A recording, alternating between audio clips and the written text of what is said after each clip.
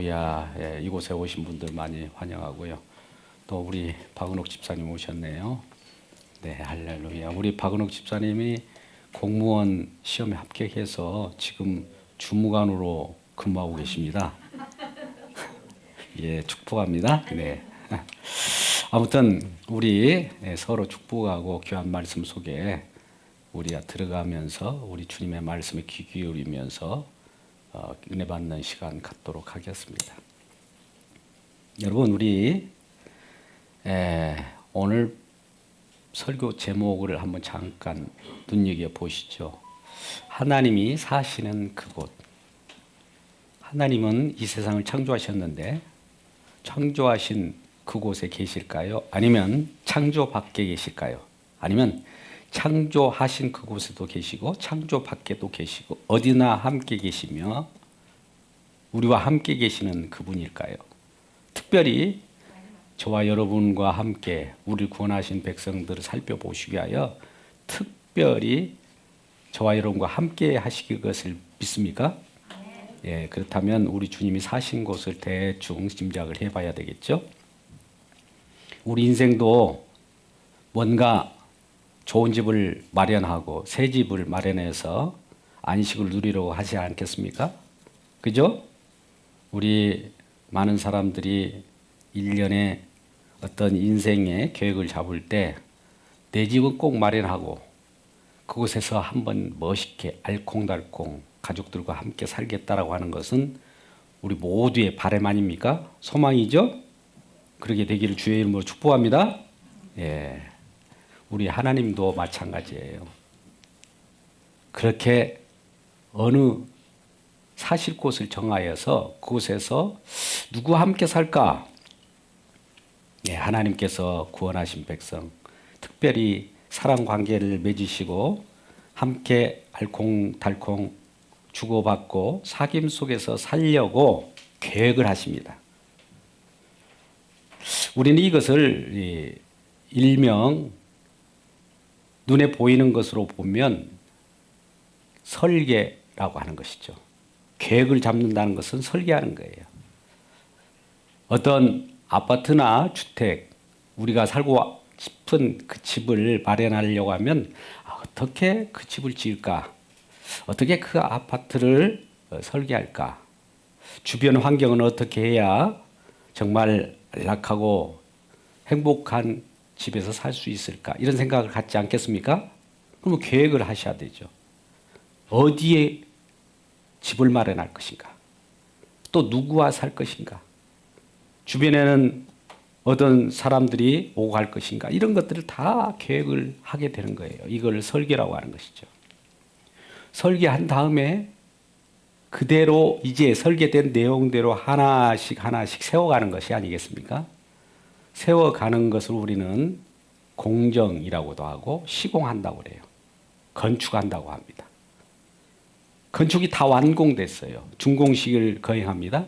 많은 사람들에게 정말 이 집이 우리의 살만한 집입니다. 초청해서 많은 사람들에게 그런 것들을 보여주고 나중에 다 완공되면 들어가 살아야 됩니까? 완공됐는데 그냥 구경만 합니까? 들어가 살아야 되겠죠. 이러한 들어가서 사는 것을 입주라고 하는 것이죠. 자, 처음에 설계가 있었어요. 설계대로 시공을 했습니다. 시공했으면 그 속에 들어가서 사는 입주 과정, 이 세 절차를 거치게 되는 것이죠. 우리 주님도 이와 같은 내용을 알고 계실까요? 모르고 계실까요? 인간분보다 더 지혜로운 우리 하나님은 다 알고 계셔요. 특별히 요즘 사고에 붕괴 사고가 일어났죠. 광주 아파트 외벽 붕괴 사고는 우리들 마음을 무너뜨리는 그런 일이 벌어지죠. 설계대로 과연 시공이 됐는가? 그 절차는 지켰는가? 공정 과정은 올바랐는가? 이런 것들이 우리가 생각해 봐야 합니다. 그것이 잘못되면, 그것이 뒤바뀌어지면 사고가 일어날 수밖에 없어요. 우리 하나님께서도 이 세상에 우리 주님께서 창조하시고 또 창조하실 뿐만 아니라 구원받은 백성들과 함께 거하시고 함께 살려고 할 때는 하나님께서 계획대로 추진할까요? 계획은 계획대로, 설계는 설계대로 해놓고 주님 마음대로 이렇게 임의시로 기분에 따라서 시공을 바꾸고 절차를, 순서를 바꿔버립니까? 우리 주님은 그러지 않죠. 꼭 설계된 대로, 약속된 대로, 계획된 대로, 예언된 대로 그대로 시공합니다. 시공의 주체가 있어요. 우리 아버지 하나님은 삼위 하나님과 더불어 설계를 하셔요. 그러면 이 땅에 그 살 곳을 누구를 중심으로 시공을 하냐면 예수 그리스도를 통해서 시공하십니다. 시공이 완성되면 함께 살 거처를 성령님 주체로 또 살 수 있도록 입주하도록 만드는 거예요. 그러니까 아버지, 예수님, 성령님, 삼위 하나님이 이런 모든 것들을 합력하여 또 이것을 협약하여 이루어가는 일련의 과정인 거예요. 우리도 마찬가지지 않습니까? 그와 같은 우리 주님의 그 사랑을 우리가 알기 때문에 우리 하나님이 거처할 곳을 마련하게 되는 거예요. 근데 막상 우리 하나님께서 이 세상에 육신이 되어서 오셨어요. 근데 거처할 곳이 없는 거예요. 머리 둘 곳이 없었어요. 마태복음 8장 20절 말씀 보면 우리 주님께서 이 땅에 딱 와 보니까 여우도 굴이 있고 공중의 새들도 거처가 있는데 인자인 내가 왔으니, 내가 왔는데 머리 둘 곳도 없도다.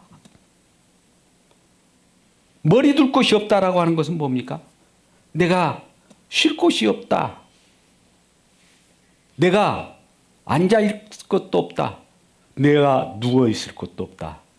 라고 하는 거예요. 왜 그럴까요?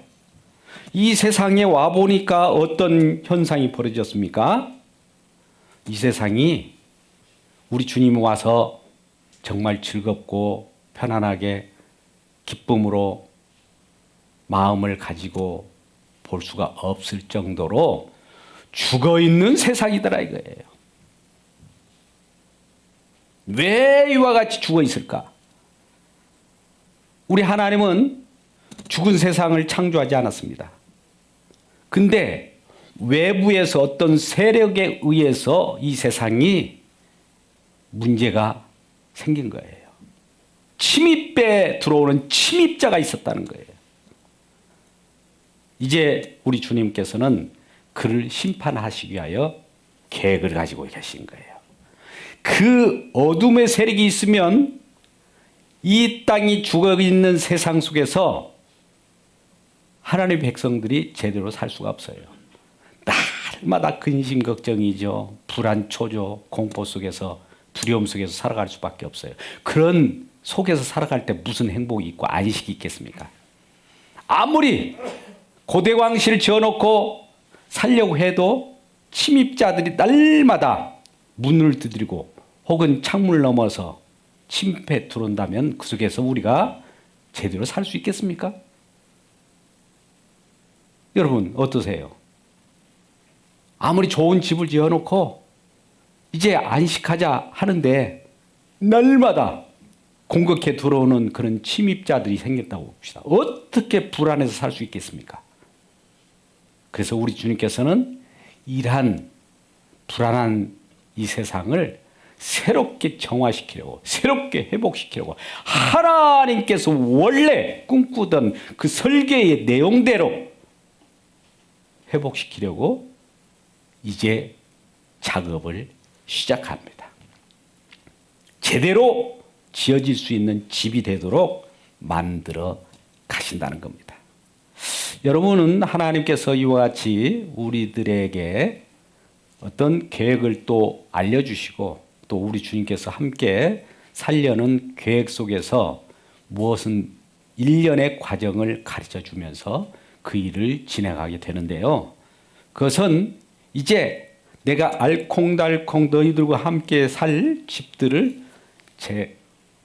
만들면서 또 그러한 계획들을 알려주고 이와 같은 식으로 진행할 거야 라고 하면서 먼저 이스라엘 백성이라고 하는 인간들의 대표를 뽑아 세웁니다. 그래서 죽어있는 세상 속에서, 신음하는 세상 속에서, 고통 가운데 있는 세상 속에서, 그 죽어있는 세상 속에서 이스라엘 백성들을 꺼집어 냅니다.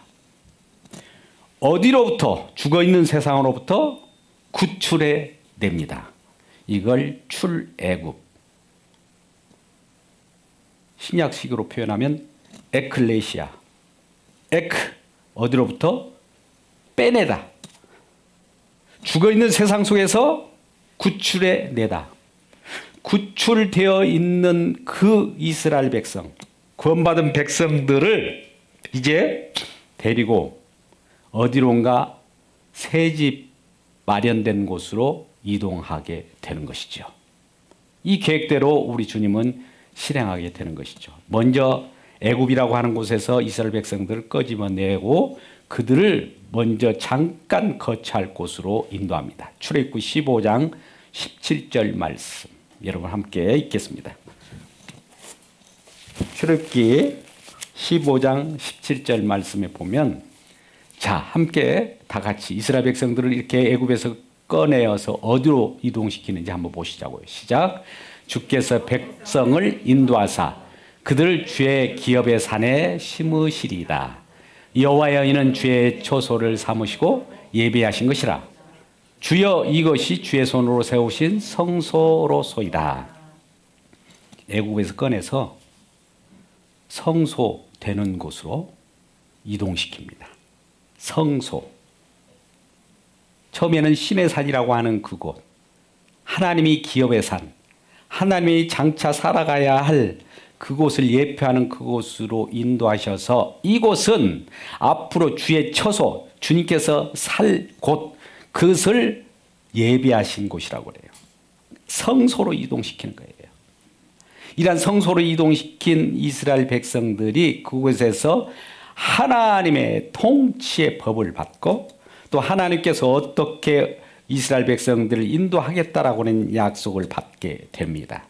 그래서 그러한 과정을 거쳐서 이제 이들이 장차 성전이라고 하는 큰 곳을 우리가 마련해서 그곳으로 또 이동하는 모습을 보게 되죠.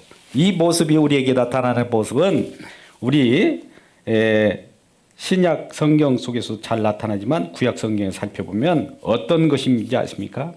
이건 출애굽기 40장 말미에 34절에서 35절에 나타나는데요. 성소가 성막으로 바뀌고 성막이 또 성전으로 바뀌는 모습을 보게 됐죠.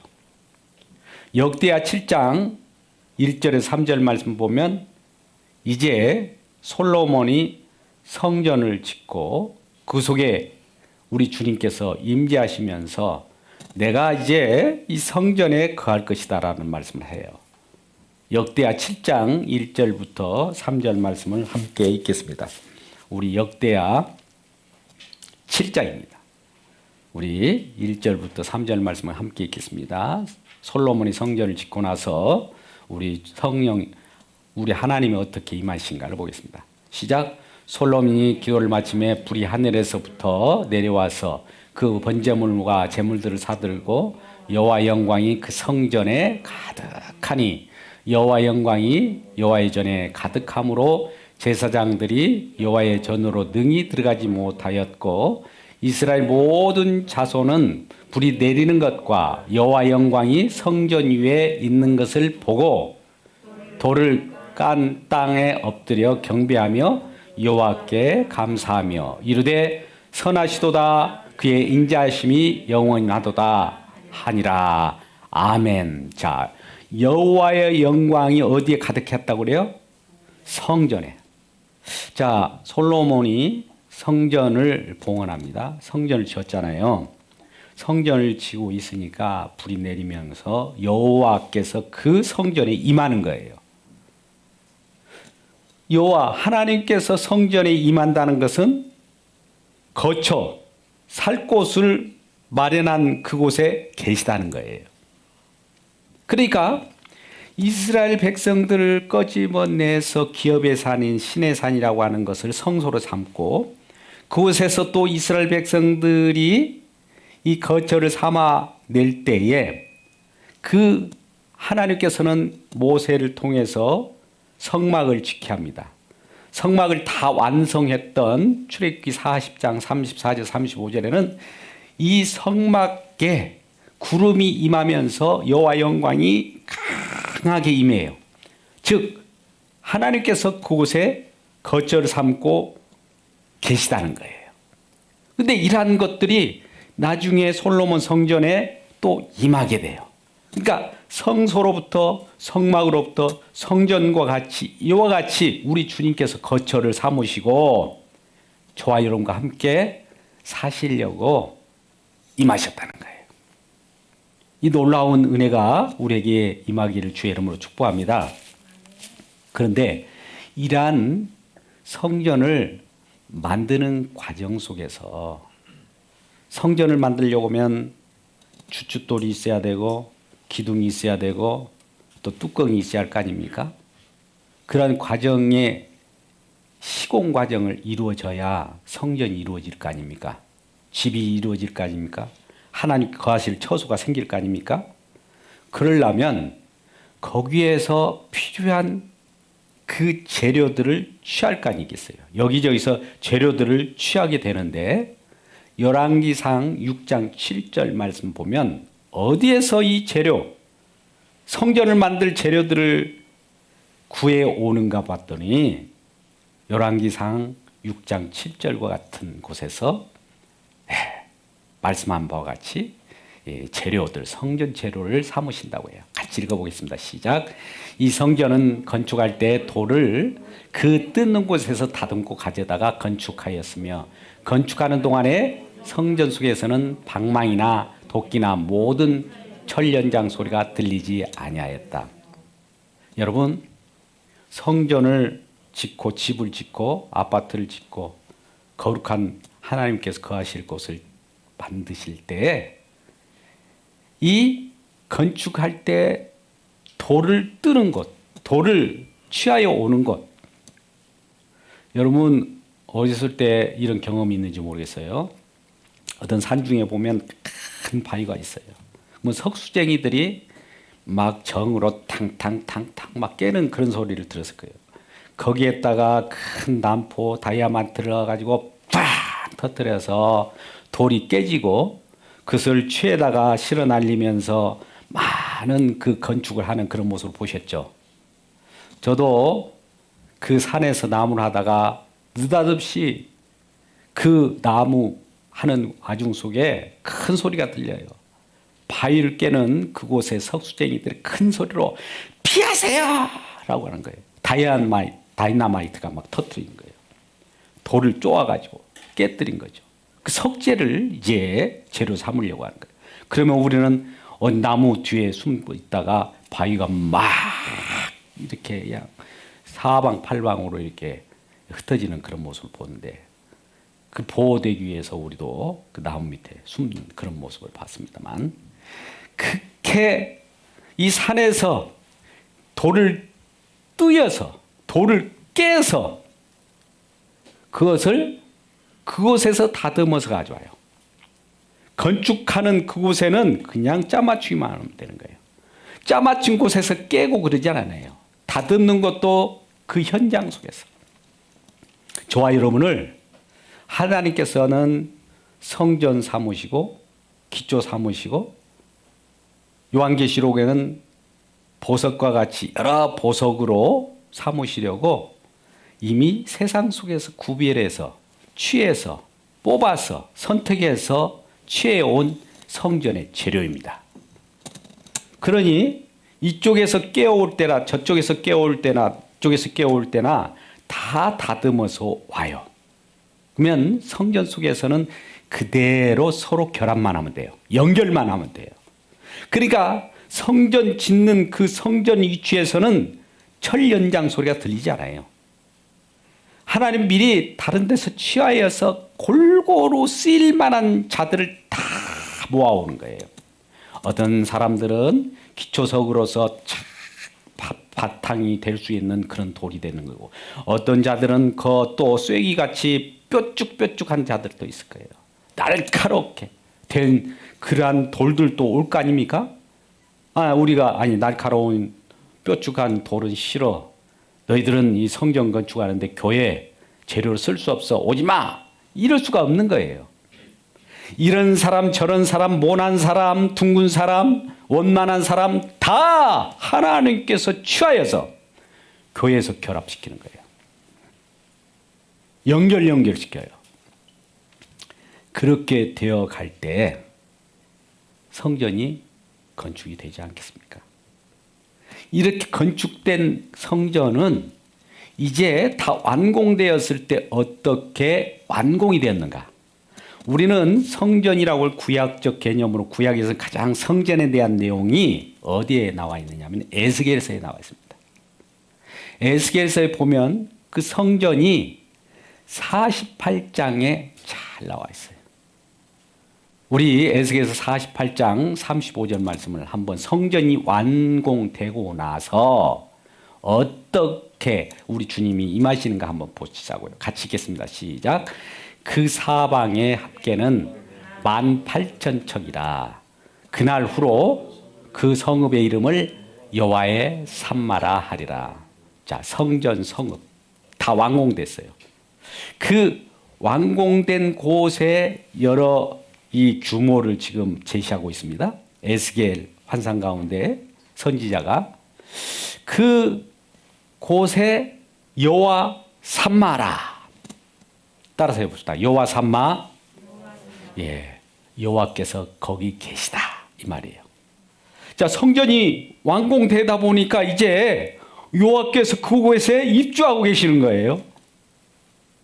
여호와 산마. 여호와께서 거기 입주하고 계시다. 사실 곳이 마련되니까 여호와께서 그곳에 딱 계시는 거예요. 이는 에스겔에서 48장 35절을 말씀하고 있는데 그곳에 이미 생명수가 흐르고 있어요. 에스겔에서 바로 전장 47장 보면 성전 문지방에서 물이 나와서 어떻게 흐릅니까? 그 아래로 흘러내릴 때 그 물이 흐르는 곳에 물이 흐르는 그 생명수를 맛보는 자들이 소성함이 있고 회복되는 일이 있고 죽은 것이 살아나는 일이 있고 이런 놀라운 소성의 역사가 일어나는 거예요. 그건 성전이라고 하는 그 문지방에서 성전이라고 하는 그 곳에 보좌에 앉아 계신 분 발 밑에서 그 통치 아래 나온 생명수가 많은 사람을 살리고 죽어있는 사람들을 소성케 하고 생명의 길로 구원의 길로 인도하는 놀라운 일이 있어서 우리 주님이 함께 계신 곳, 우리 주님이 거기 계시는 여호와 산마의 내용 속에서 우리가 살아나는 거예요. 우리 주님의 임재가 있는 곳, 우리 주님이 거하는 곳, 우리 주님이 사실 곳을 마련한 그곳에 우리도 더불어서 살아나는 일이 벌어져요. 할렐루야. 이러한 있기를 우리 모든 성도들에게 이러한 일이 앞으로 있기를 바랍니다. 할렐루야. 이러한 구약적 내용이 이제 신약에 와서 어떻게 거처가 마련되는 것을 살펴보도록 하죠. 우리 예수님께서 이 땅에 말씀이 육신되어 우리 마음 가운데 거하심에 그 영광을 보니 독생자 영광이요 은혜와 진리가 충만하더라. 이 말씀을 하시죠. 요한복음 1장 14절 말씀입니다. 예수님이 우리 제자들이나 우리 성도들이나 이 땅에 와서 많은 사람들이 거하니까 그 영광을 보니까 마치 그 백성들과 함께 살아가는 그 모습처럼 영광이 막 충만한 거예요.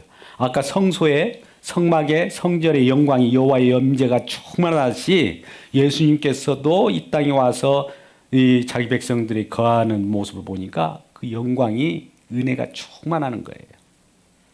그래서 이러한 주님이 충만한 내용들을 뜯어서 자세히 살펴보니까 예수님께서 공생애를 시작하고 나며 또 그 어떤 기적들과 또 하나님 나라에 대한 설명을 하면서 회개하라. 장차 내가 너희와 함께 어떤 일을 벌이겠다. 내가 즉 이 땅에 하나님이 살 곳, 너희와 함께 살 곳을 시공하러 왔다. 쉽게 말하면 이제 시공하기 위하여 오신 거예요. 그래서 마음속에 어려움이 있는 자, 각색 질병이 있는 자, 이것은 죽은 자들의 모습이거든요. 이것을 고치는 일이에요. 시공하는 일이에요. 새롭게 하는 일을 막 그 예표적으로 보여줘요.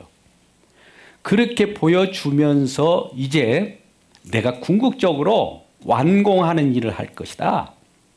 완공하는 일을 하는데 제자들이여, 내가 이 완공하는 곳에 다 완공하면 내가 다시 와서 너희를 완공한 그곳에 입주시킬 것이다 라고 예고를 해요. 그러니까 예수님이 제자들이, 아니 주님 그동안에 함께 계시다가 어디로 가시는 거예요? 아유 주님이 우리를 떠나시면 우리는 불안해서 못 살아요. 이렇게 고백할 때 예수님께서는 아무것도 염려하지 말라. 하나님을 믿으니 나를 믿으라. 내가 너희를 고아와 같이 내버려 두지 않고 내가 다시 거처가 예비되면 다시 너희에게 돌아오리라 하면서 거처를 지우는 그 일을 하기 위하여 들어갑니다. 그것이 어디예요? 그 일이 들어가는 곳.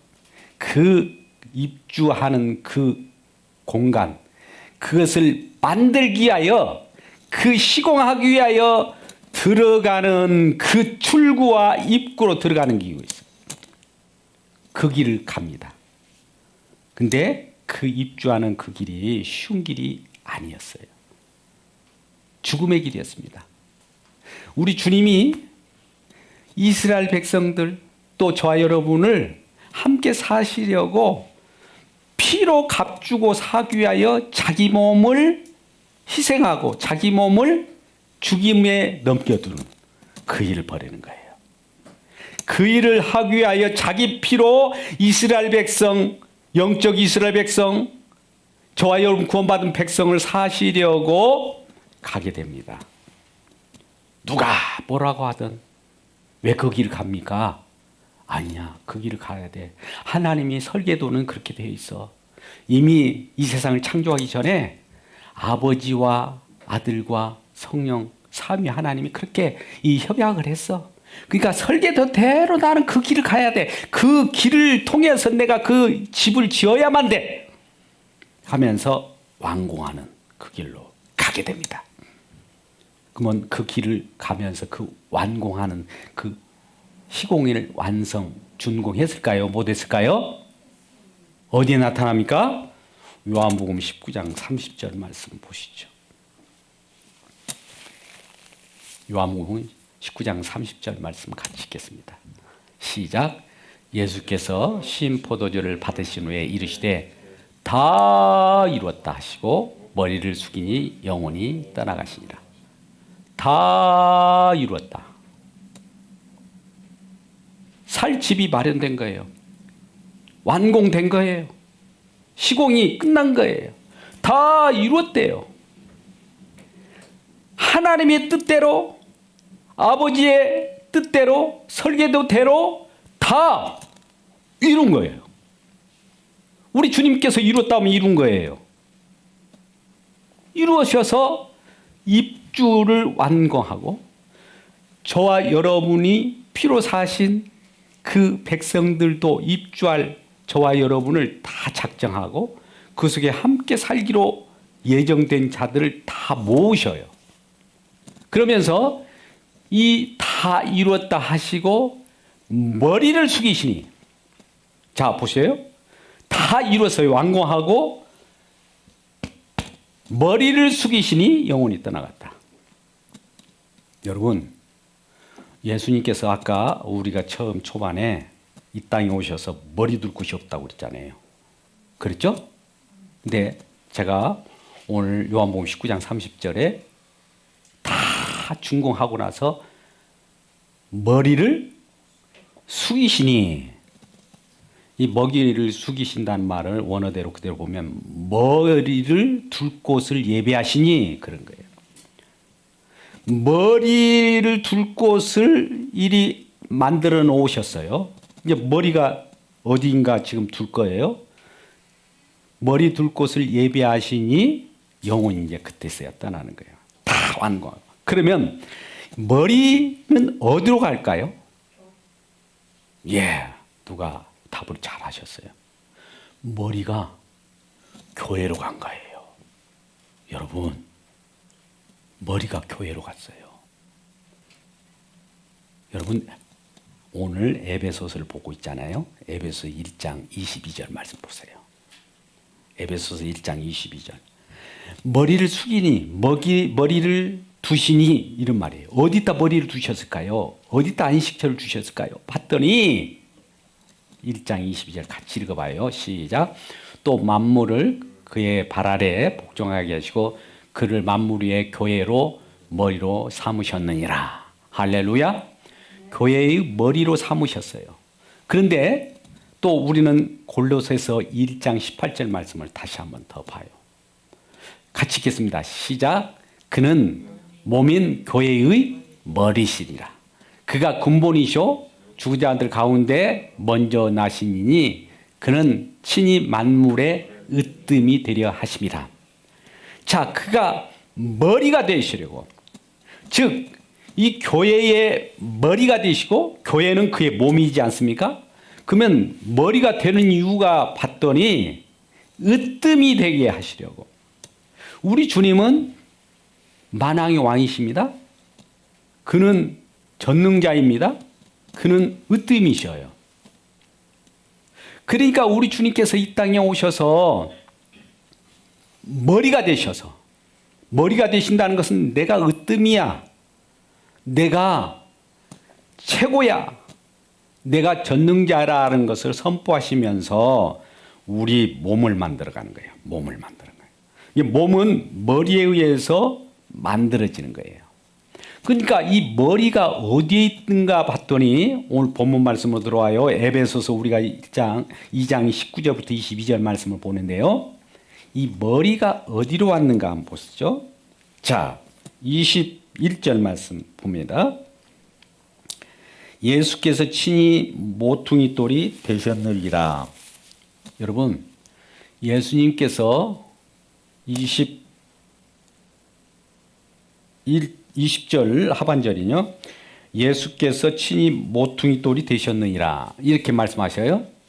예수님께서 이제 다 완공하셔서 완공하 나가는 데 있어서는 예수님께서 모퉁이 돌이 됐다는 것은 모퉁이 돌은 머릿돌이에요.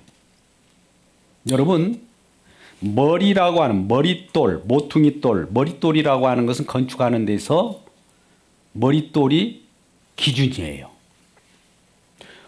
어느 집을 지우든지 아파트를 세우든지 머릿돌이 세워지면 거기로부터 측량이 되고 거기로부터 먹줄이 치어지며 거기서부터 기준이 돼가지고 사방 탈방이 다 형성이 되는 거예요. 그러니까 예수님이 머릿돌이 돼요. 예수님이 머릿돌이 되면 사도들은 예수님께서 뜻하는 바를 알기 때문에 사도들과 또 선지자들도 그 터를 머릿돌이신 예수님에 의해서 세워나가는데, 사도들과 선지자들이 말한 바, 성경에 사도 서신들, 선지자들의 서신들이 예언된 대로 이루어진 그 예언대로 우리도 그 위에 세움을 받게 되는 거예요. 자, 성전은 지금 완공되어 갑니다. 세워져 가요. 세워져 가는데 우리는 재료로서, 성전의 재료로서 저와 여러분이 뽑혔어요. 세워져요. 세워지면 그것이 결합될 거 아닙니까? 성전이 연결되어 가는 건데, 연결되어 가는 방법은 예수 안에서 연결됩니다. 자, 한번 말씀 보시죠. 21절 말씀. 오늘 에베소서 2장 21절 말씀을 잘 눈여겨 보세요. 21절 말씀. 그의 안에서. 자, 이 말씀 보세요. 그의 안에서가 뭐예요? 그가 누구예요? 예수님 안에서 건물마다 서로 연결하여, 그리고 주 안에서, 주가 누구예요?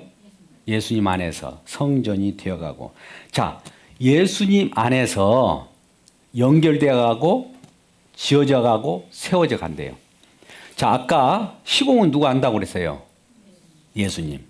예수님 안에서 저와 여러분이 성전으로 연결되어 간대요. 예수님의 피로 사가지고 저와 여러분을, 세상 속에서 죽어가는 저와 여러분을 예수님께서 피 뿌려서 사가지고 와서 성전을 삼아주고, 성전을 결합하고, 성전을 만들어가고, 성전을 세워가요. 어디 안에서요? 예수님에서. 그러면 다 이거 완성됐어요? 완성됐을 때 이제 어디 안으로 옮겨진가 보세요. 22절 말씀 봅니다. 시작. 22절 같이 읽어봐요. 시작. 너희도 성령 안에서 하나심의 서수가 되기 위하여 그리스도 예수 안에서 함께 지어져 가느니라. 저 앞쪽 보세요. 성령 안에서 갔다 와요. 22절 봐요. 너희도 성령 안에서. 성령 안에서는 이제 하나님께서 처소로 삼는다고 하잖아요. 성령 안에서는 지금 하나님이 임하는 곳이죠. 입주하는 곳이죠. 성령 안에서 지어져 간다라고 표현보다도 성령 안에는 그냥 입주하는 곳이에요. 예수 안에서는 만들어가는 거고, 집을 만들어가는 것은 예수 안에서 만들어가고, 성령 안에서는 그냥 들어가는 거예요. 살려고. 할렐루야. 자, 이 구분이 잘 쉽게 돼야 됩니다. 자, 하나님께서는 설계하셨어요. 아버지께서. 예수님께서는 시공하셨어요. 막 결합에 재료로서 저와 여러분을 막 피로 사가지고 막 사셔서 예수 안으로 막 집어넣습니다. 이걸 시공이라고 그래요. 이제 그렇게 해서 살아가려고 하니까 우리 주님 아버지 하나님이 이제 그 입주를 딱 하는 거예요. 성령 안으로.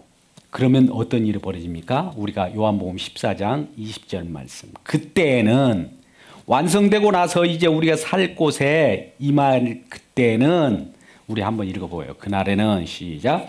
그날에는 내가 아버지 안에, 너희가 내 안에, 내가 너희 안에 있는 것을 알리라. 이거 성령 아니에요. 성령. 성령 받을 때 나타나는 거예요. 그러면 성령 안에 있는 저와 여러분을 고린도전서 3장 16절에는 어떻게 표현하시는지 아십니까? 너무나 잘 아는 말씀이에요. 저와 여러분이 어떤 상태인지 고린도전서 3장 16절 말씀을 같이 읽어보아요. 시작. 너희는 너희가 하나님의 성전인 것과 하나님의 성령이 너희 안에 거하는 것을 알지 못하느냐. 할렐루야. 우리가 하나님의 성전이고 성령이 우리 안에 거한대요. 우리는 이것을 고린도전서 6장 19절에는 더 구체적으로 표현합니다. 왜 하나님께서 성전 삼으실까? 고린도전서 6장 19절 말씀 보니까 뭐라고 말씀하십니까? 같은 표현이지만은 고린도전서 6장 19절에는 달리 표현해요. 시작. 우리 몸을 어떻게 표현하는가? 같이 읽어보아요. 시작. 너희 몸은 너희가 하나님께로부터 받은 바 너희 가운데 계신 성령의 전인 줄 알지 못하느냐?